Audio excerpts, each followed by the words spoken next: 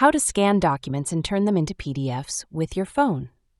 Hey guys, in today's video, I'm going to show you how to scan documents using your phone and turn them into PDFs. No need for a scanner or computer.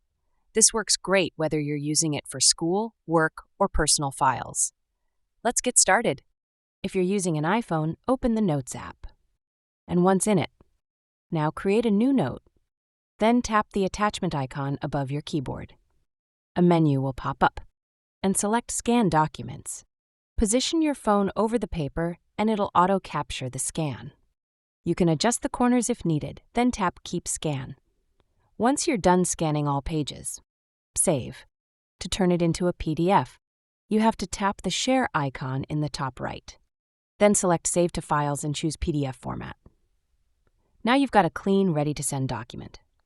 And that's how you scan and save documents as PDFs right from your phone. Quick, easy, and totally free. If this helped, like the video, subscribe for more mobile tips, and if you have any question, leave them in the comment box. I will be very happy to help in that. That's all for the video, and see you in the next one.